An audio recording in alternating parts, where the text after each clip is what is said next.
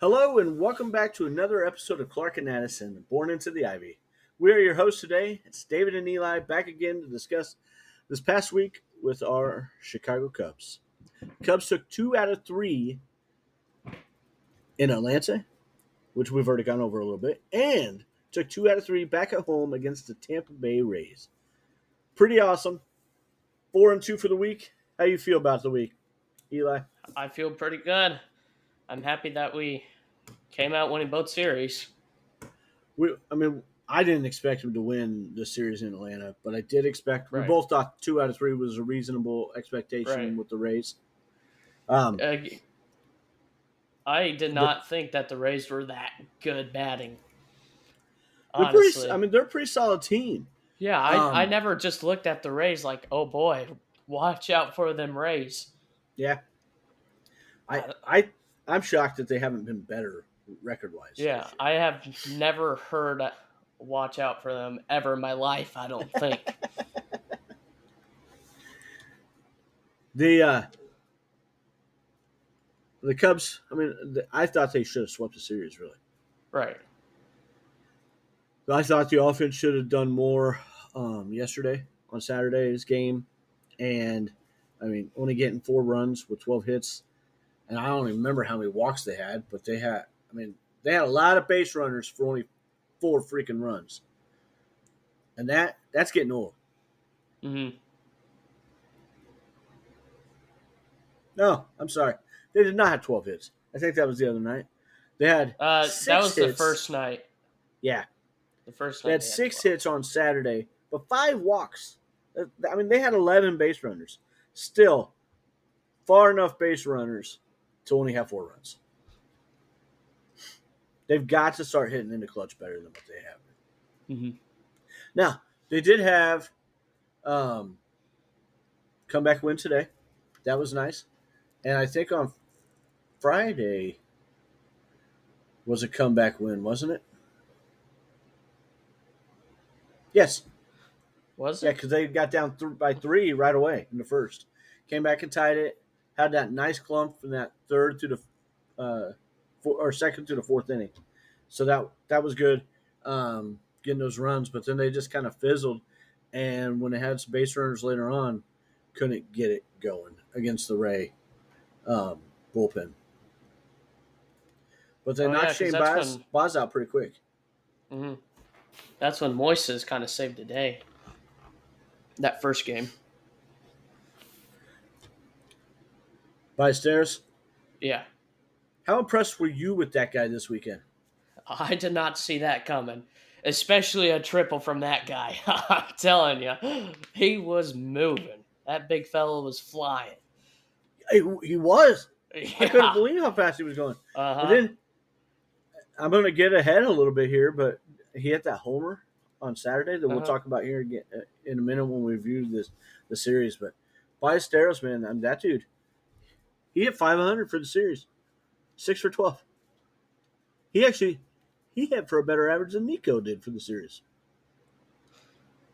Hey, maybe it's No, a sign. Nico was over 500, wasn't he? Oh yes, he was 545. Both those two, man. And Ian Yeah. Happ, he had 2 homers this series. Dansby had a couple of key hits. Like, they should have won game 2 as well. And I feel like that's a bit on the offense. It's probably a little more on the bullpen, but the bullpen has been doing much more heavy lifting than the offense has lately. So what are we gonna do when Kyle comes back and Seiya come back? What do you think the Cubs will do with Moises? I think Moises has got to stay, I know. doesn't he? But there's no need for three I catchers. would guess that Moses stays, and Alcantara and Casey are the ones who go down. Okay, yeah, because they already sent Alcantara down. Only one needs to go down from between those two because Sea's on the active roster. Tucker's not, but Sea's on it still. Oh, okay. Well, they So already only sent one. Alcantara And I down, would guess didn't they? Alcantara would be the one who goes down. Didn't he already go down? Who? Alcantara? No. He came back up when Casey went. Casey's on the IL. Oh. He's on the 7-day IL for concussion protocol. So they called after him hitting back the up wall today yesterday. or after the game, I'm assuming? All right, Alcantara, yeah. Okay. Because I saw, Yeah, before he the game, pinch hit or he pinch ran for Ballesteros in today's game. Oh, gotcha. We kind of got all sidetracked. Remember, the best way to help grow the podcast is to listen to every episode, like the episode, share the episode with your friends, and if you haven't yet, make sure to subscribe so you never miss an episode. Join our Facebook group at Clark and Addison Born into the Ivy, and don't forget to follow us on Instagram and Twitter at Clark and Addison Born into the Ivy. The first game got to a rocky start, and I'm blaming you, Me? Eli. Yeah, Why? you're the one who said you liked Christopher Morel. Hey, I told you he's better than Vidal. Or Vidal, whatever his name is. He's better than Bruhan. I tried telling you. Oh, he's way better than Bruhan. I But tried telling you. that boy, he hit a 3-run homer off of Matthew Boyd. And then he get another hit for the rest of And the he game. didn't do jack the rest of it. But man, seriously, when I saw that, when you texted me and you said Morel, and I almost said, "You asshole." Pacey's gonna kick my butt for saying that. But Pacey's my daughter, for anybody who doesn't know that. Morel in the first, he got that 3-run homer. But then Boyd, he only gave up one more run the next 4 innings, kept the team in the game. The Cubs on the bottom of the second got 3 runs, added 3 more in the second and fourth inning, or third and fourth inning as well. And the bullpen shut it down with 4 big innings after Boyd came out. Ian Happ, Michael Busch, Nico Horner, and Ballesteros all led the offense with at least 2 hits, Happ having 3, including a home run, and Ballesteros hit his first major league triple in the game. That kid can swing that bat. And you can see that he's getting more comfortable in the majors now. Mm-hmm. In the second game, Ballesteros got the offense going with his first big league homer that hit Rizzo in the hand in the left field bleachers. For anyone who was not aware, it was Anthony Rizzo Day. He signed a 1-day contract on Saturday, retired. They had a ceremony before the game, and then basically Rizzo did whatever the heck he wanted throughout the game. He was on the radio broadcast. He was on the TV broadcast. They had him each for half an inning. He helped lead the 7th inning stretch with Cindy Crawford and Eddie Vedder. That was really cool. They did that from the bleachers. Just a whole lot of really cool things. Ian Happ warmed up to start the game. For anybody who hasn't seen this video, just look for it. It's kind of cool. Rizzo or Happ threw the ball to Rizzo after they warmed up, and it had a $100 bill wrapped around the ball, and he said, "Here's to never having to buy a beer again in Chicago," which was pretty cool. Rizzo was Ian Happ's mentor when Ian came up, so it was all of that was just really cool moments. I loved, yeah. Pretty cool thing. Why didn't you catch that, Anthony? I'm retired. Yeah, that's why I'm retired. He had a blast. You could tell he had a blast. He had the snake, the beer cup snake. That was pretty cool. Did you see the picture or the video that he had it on his head and he was holding it with his head? I think I saw a picture. I don't think I saw the video. I gotcha. It was cool. But then there was a game, and Ballesteros hit that home run, hit Rizzo in the hand. That was really cool. That it just went right to him. You know what I mean? Uh-huh. Cubs added 2 more off a 2-run double in the 4th from Dansby Swanson. Michael Busch hit a home run in the 7th.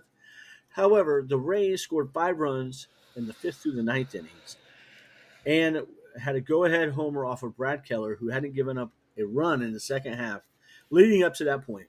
Porter Hodge also gave up the game-tying run in the 8th inning off a homer as well. Cubs lost a heartbreaker 5-4. Any thoughts on that game? Just honestly, just shocked about the pitching that happened from the bullpen. Yeah, I mean, it was disappointing. It was Hodges' first kind of mishap. Yeah. Um, He did have 2 strikeouts though. I was going to say he pitched well. He just didn't locate that one pitch. Right. And frankly, same with Keller. He Hmm. pitched pretty well throughout that inning. He just didn't locate one pitch, Yeah, and just a both of them high got deposited out in the breaking outfield. ball. Hmm. Yeah, and the ball was traveling well this weekend, which it hasn't done much in Chicago this summer at all. So you could tell it had heated up. Ball was traveling, and that showed Imanaga how well the ball was traveling. Today he started off the game with back-to-back home runs. Yandy Diaz and Junior Caminero, who hit his second homer in as many Of the days, series. now has 44 for the season. The latter to Caminero to one of the hottest hitters in baseball right now. The bigger story, in my opinion, is that this is now the 7th game in a row where Shota has given up at least 1 home run. And in the last 3 out of 4 games, he's given up 2 home runs. I think that's a little bit alarming. Am I making a big deal out of this or no? No. Because I feel like I bring this up every episode. And today he got normally he kind of minimizes the hits and stuff, but today he allowed 7 hits in 5 innings. 7 hits, yeah. Yeah, 9 strikeouts. I'd rather have him have no strikeouts than 2 hits. Right. You know what I mean? Yeah. I mean, it's great to see him have the strikeout pitch and everything else, but there's some inconsistency. I feel like anytime he strikes out more batters, he gets hit more as well. Is that just am I imagining that? I'd have to go back and check that. Yeah, well, it makes sense, honestly. He's throwing them more in the strike zone today. Fair enough. Fair enough. He just didn't seem quite as sharp today overall, in general. But I mean, that's going to happen. He seemed pretty sharp overall. Well, The last yeah, few starts, I mean, he just has 1 or 2 mishap pitches. he didn't walk anybody today, and I feel like Shota usually walks at least a few.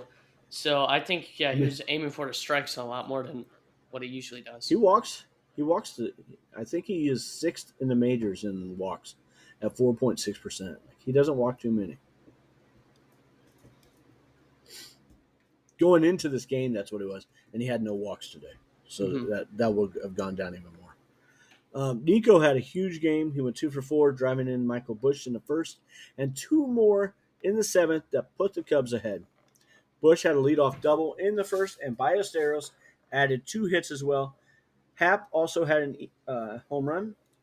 Javier Assad came in for Shota and allowed 2 hits, 2 walks, and 2 and a third. A little more base traffic than what I would like, but it's normal for him, and he managed it very well. I like the idea of Assad out of the bullpen. Do you? I do, yeah. I feel like he causes a lot of weak contact, which is great. Again, Agree. like you said, he's not like a strikeout pitcher, but you don't need that. Especially with the defense that we have. But sometimes when there's a lot of weak contact, sometimes the ball just finds a spot. Yeah. He's not a guy I like him as that guy in the 5th to the 7th inning, somewhere in there. You know what I mean? Mm-hmm. I don't mind him coming in when we have the lead, or this isn't about high or low leverage.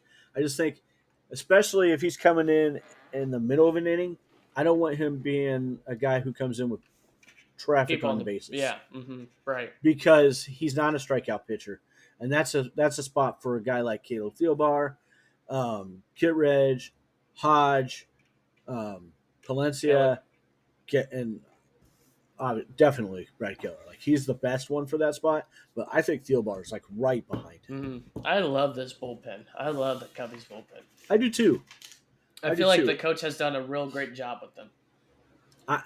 I think Hoyer's done a good job of finding good talent, and then when they had other talent before, I thought he was overall pretty proactive about saying, okay, this isn't working. We got to get somebody else who's going to work better. And when Hodge struggled, they sent him down. Let's figure this out. You know what I mean? Mm-hmm. Um, the one guy that I wish that would give a little more run to is Luke Little, but frankly, they have so many other lefties right now that's just adding a fourth lefty to the bullpen is crazy. And I like Luke Little because he also is a swing and miss guy. Like he can miss bats a lot, but he also walks a lot too. Mm-hmm. That's the hubbub of the guy. Andrew Kittredge, unsung hero, right? Like he doesn't get enough credit. That was a great pickup. That was a really great pickup. I probably my second favorite reliever. Nothing against Caleb Thielbar or Drew Pomeranz. I love those guys. I just Kittredge looks like it's so effortless for him, doesn't he? Yeah. Oh yeah. It's kind of crazy. It's kind of crazy. Overall, really good series. Injuries. I want to go over to some. Owen Casey went on the IL today, a 7-day IL for a concussion. For anybody who didn't see, he made one heck of a play yesterday in right center. That PCA had tried to come over to get to, slid and accidentally tripped Casey. Casey went into the wall, and it turns out I believe that is the reason that Willie Castro went in for him in the middle of the game yesterday because of that concussion. Daniel Palencia resumed playing catch. This is all via MLB.com. Casey hit his head on. Oh, I'm sorry. Palencia resumed playing catch on September 12th, Friday, and has continued to do so with positive results. Might be clear to throw off a mound September 15th in Pittsburgh. Fingers crossed. Seiya has had an illness. I thought he was just getting some time off. This is the third day in a row that he has missed because of said illness, and he's been on the sidelines. Cubs are hopeful he'll be available for the September 15th through the 17th series in Pittsburgh. I mean, if he's available, doesn't it make sense to want him to be in the outfield until Tucker comes back?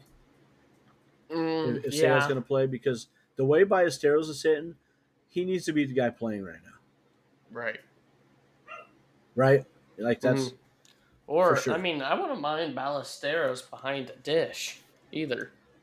I don't think that's going to happen, man. You don't? No, and frankly, I get why at this point in the season. I mean, as long as Kelly and McGuire are healthy, those two have done a really good job offensively. But what those two have done with the pitching staff has been very, very impressive. And I wouldn't want to mess with any of that if we don't have to, unless it's with Amaya. You know what I mean? Right. Who's also comfortable with a lot of those guys. Speaking of Miguel Amaya, so Council said the goal was to get Amaya back to rehab games with AAA in the upcoming week. The catcher's still not back to 100%. I would love to see Miguel Amaya come back this year. I'm just not sure that it's going to happen. Yeah, that's a lot of catchers, though. I feel like so many catchers. Well, I think if Amaya's on the team, Ballesteros can't be on the active roster.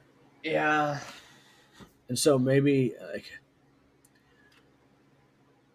Amaya played so well, and if honestly, if he gets back, like he deserves to be on the roster.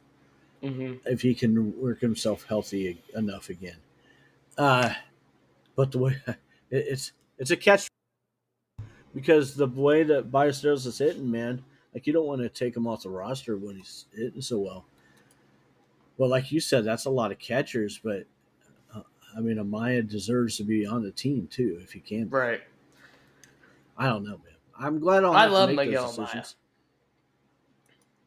Amaya. I do too. And I Ballesteros is love the better Carson hitter. Kelly, but Carson Kelly strikes out so many times. And it's Agree. always, I feel like, he's looking. He's always looking. Especially lately. But he's also hit some home runs quite a bit lately. I know. But the work he does with the pitchers, I think, is undervalued.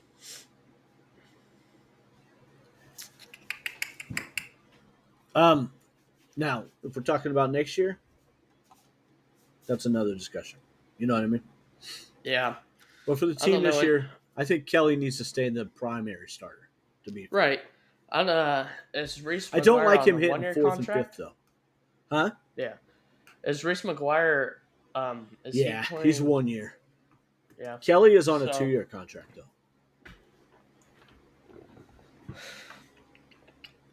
I wonder if I they'll have sign Reese again. other thoughts that we'll go into after the season. hmm So you speak about Carson Kelly batting fifth. Why was Pete Crow Armstrong batting the 4-hole in the first and second game?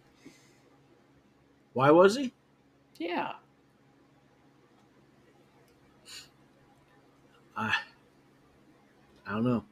The way he's struggling, man, I don't know. I got Like nothing.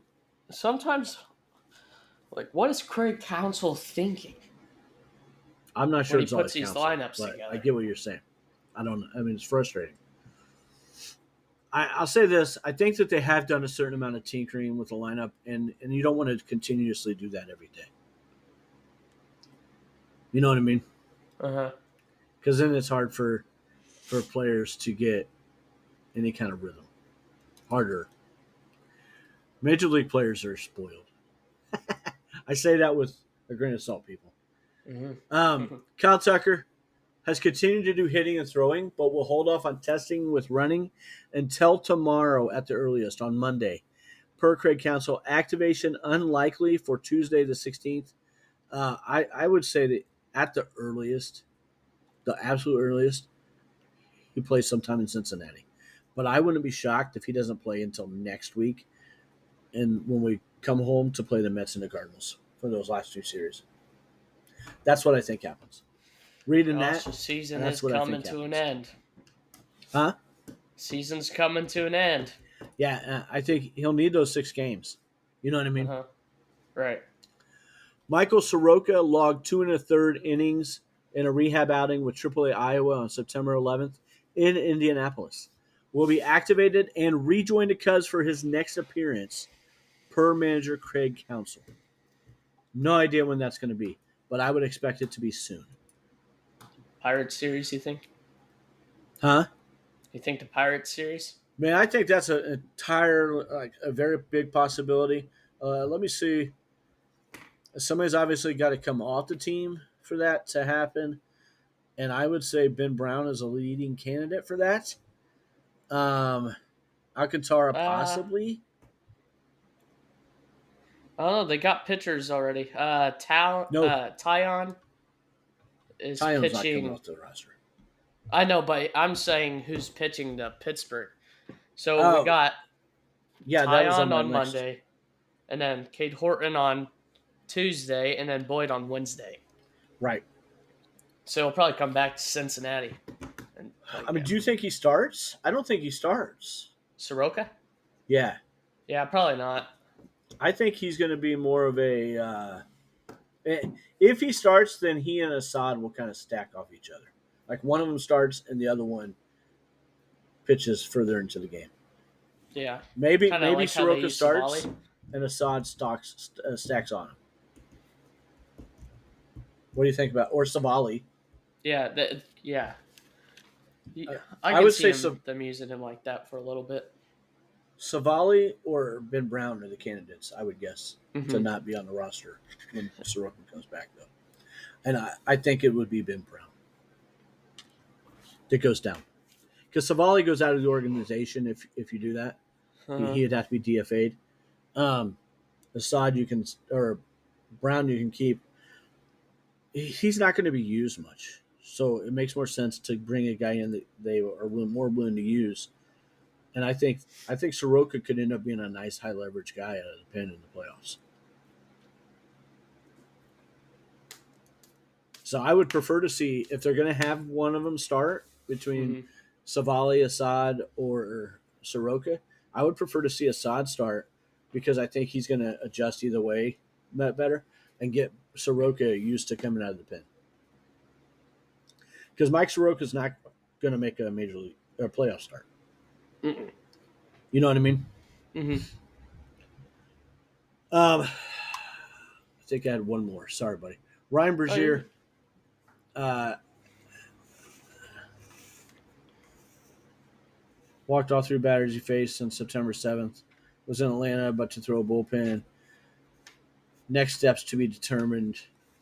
I'd be shocked if Ryan Brazier comes back this year, unless it's absolutely needed. I don't You? like him. I I don't don't like dislike the Brazier. guy. I think that I'd rather have him in the pen than Ben Brown, but I don't know that I'd rather have him in the pen than Aaron Savali or Assad. Definitely not Assad. Maybe Maybe Savali, Somali. but Maybe but Somali. like you said, definitely not Assad. Yeah. Assad is too versatile and too good. He's much Yeah. better than both of I'm those very guys. impressed with what Assad has been doing, especially being out for as long as he was. And Assad is a guy when when the wind's blowing in at Wrigley is absolutely brilliant.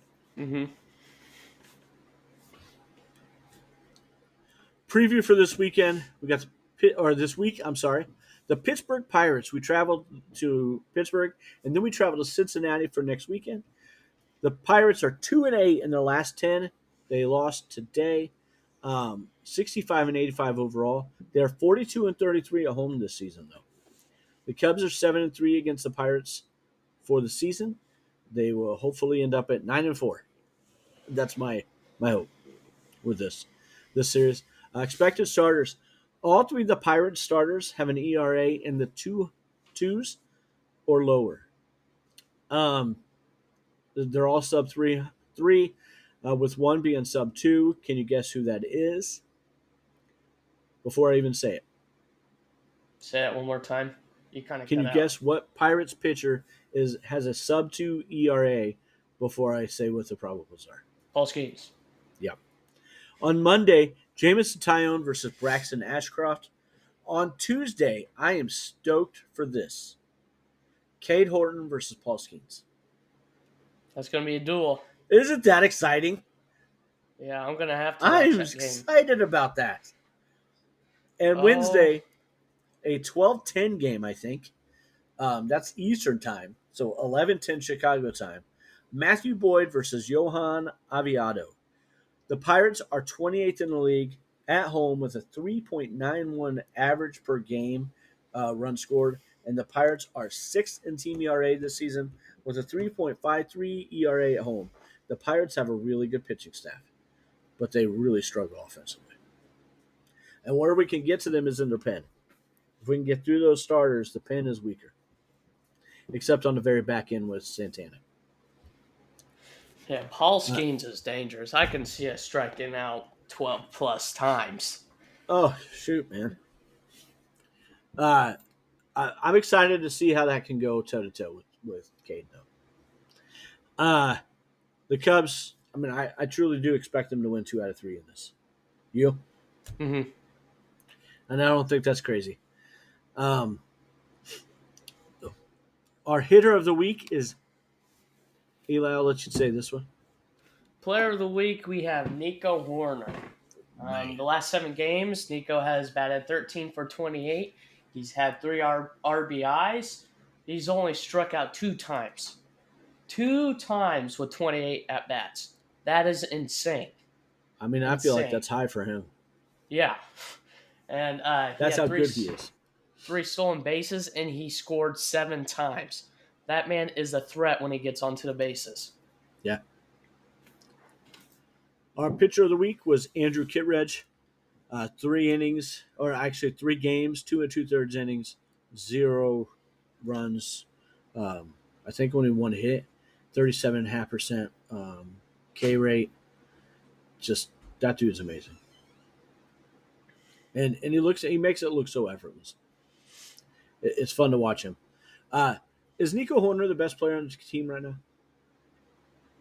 He has been. He has been He has for a been. while. I mean, I think started I the think you can season. make an argument that Ian Happ has been over the last month, 3 weeks to a Mm-hmm. month, has been right there with him.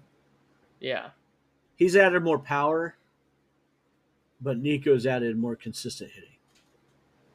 I mean, Nico's added power too after an All-Star break. I feel like. Yeah, just not as much as Ian has. Oh, absolutely not. But for Nico, Yeah. Nico's hitting pretty hard. And I'm not going to be accused of being an Ian Happ fan, but I'll give the guy due when it's due because he's been really good. I don't hate Ian Happ by any means. I just don't. I hate how much he slumps at times. Yeah. He's so up and down, and it drives me bonkers. Same thing with Seiya. Oh my gosh, that guy has been. And I have a I bone to think pick with Seiya that drives guy. me crazier Oh because I yeah, think he's even more talented. I'm to the point. Trade Saya, trade him. That's where Off I'm at. season, my thoughts on the off season. That's where I'm The, at. Trade him. the wild card standings right now, as they stand, the Cubs are 3.5 up on the San Diego Padres. They went 3-3 against each other in the season. That's the first tiebreaker if they were to finish tied record. The second is like how each team does in their division. I think the Cubs are leading that, but barely, and the Padres still play the Rockies. So we need to win at least 4 more games against the. Well, we got 3 against Pittsburgh. We got 4 against Cincinnati, and then we got 3 against St. Louis. We need to win at least 6 of those games. At least 6, preferably I 7. think we can do that. Preferably 7. Mm-hmm. And the Padres are 5 up on the Mets. I think that it's almost safe to say that the Cubs and Padres are going to be the top 2 wild card seeds. Anything can happen still, but I think it's starting to trend that way and look that way. Hopefully the Cubs are the ones hosting that series. Like that's my expectation at this point, being 3.5 up. But we need that. If we can host that series, all 3 games will be in Wrigley. Hopefully it's just 2 games. But Mm-hmm. we get to host all 3, and that would be a gigantic advantage against the San Diego Padres.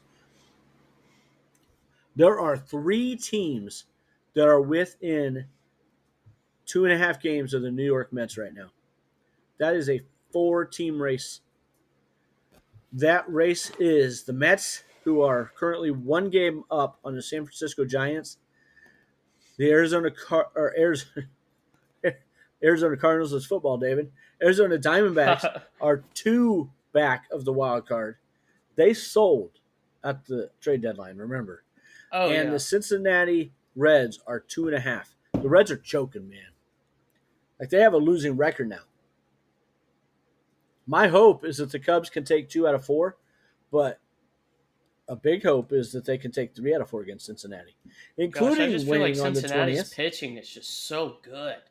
It is so good, but it hasn't been as much lately. Knock on wood. Hopefully I don't jinx us there. That's a big series for the Cubs and for the Reds. Hopefully the Cubs win on the 20th because I'll be there. You bring good luck. I haven't been to a Cubs game. I have where so they far, lost. man. I have so far. Big. Like, what's your prediction? Who's going to win that? The Mets are 2-8. They had lost 7 in a row going into today. They finally won today. Are you talking Cubs and Reds? Now the Mets, Giants, Diamondbacks, and Reds. Who do you predict is going to be in that last wild card spot? And has to play the Dodgers.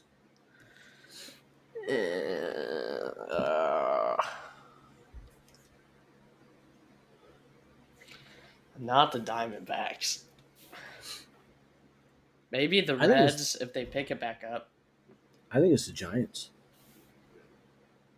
Oh yeah. I mean, I don't know. It's tough. Looking on paper, it should be the Mets or the Reds. Really, it should be the Mets. But I don't know, man. There's something about the way the Giants have kind of come together here lately. Yeah. I don't know. I feel like the Reds can be a real dangerous team at times. Agreed. Hopefully not. Especially with walk-offs. They almost remind me of the Brewers with how many walk-offs they have. Brewers came back and won yesterday. Speaking of that crap. They were down by 3 in the ninth. They've been doing that a lot. I know. I hate them. Stupid Milwaukee Brewers. Don't forget to join. I liked the Cardinals more than the Brewers. I was rooting for the Cardinals last night, watching that game late. I hate that. I hate that I root for the Cardinals at all, ever. But I'll root for them over the Brewers every day of the week. Stupid Milwaukee Brewers. Don't forget to join our Facebook group at Clark and Addison, Born Into the Ivy, and follow us on Instagram and Twitter at Clark and Addison, Born Into the Ivy. Leave some posts or comments about what you'd like to hear or what you thought about today's episode. However you subscribe to your podcast, please like and subscribe to Clark and Addison, Born Into the Ivy. Don't forget to leave a 5-star review. If you are enjoying the podcast, make sure to share it and tell your friends who are Cubs or baseball fans. Have a great day, and let's go Cubs. Go Cubbies.